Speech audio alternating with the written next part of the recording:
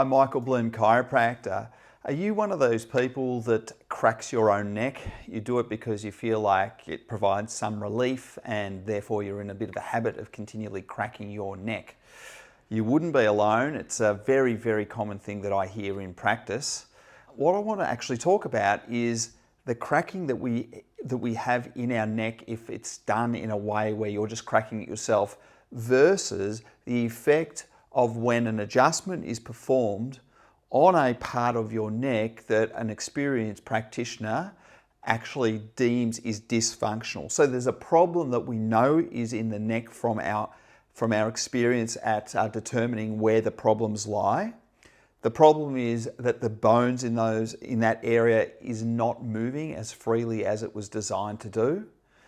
And therefore the chiropractor decides to deliver a thrust to that area. What's the impact at the brain when it's done at the specific area where there's some poor function within the spine versus something that's done at an area that is randomly chosen not to be dysfunctional area, such as what would occur if you crack your own neck? And they were measuring, this study is just very recent and it involved almost 100 participants where they had electrodes on their head and it was measuring certain brain potentials after the actual movement in the neck, the movement done by the clinicians at the poor functioning area and the movement that was done at the not poorly functioning area.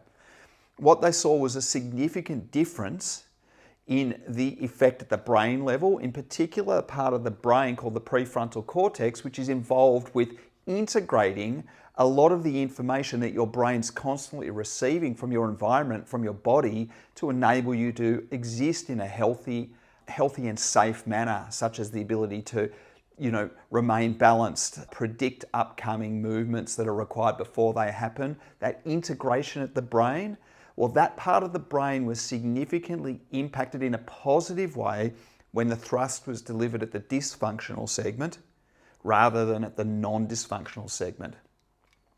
So this discussion I'm having with you now, it's not about saying whether it's bad for you to self-crack your neck. It's about letting you know that the benefits in creating your own little bit of tension release in your neck are at a much less deep level, a much more superficial level. They're not impacting the brain in the way that a properly administered thrust into the spine delivered by someone with the skill in determining where that thrust needs to be applied will lead to. So the long and short of it is that there is a positive brain impact when the thrust is delivered into the part of the neck that is deemed to be dysfunctional rather than if it's randomly done.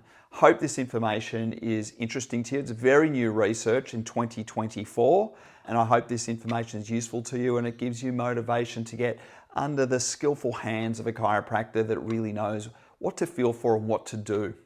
Cheers, have a great day.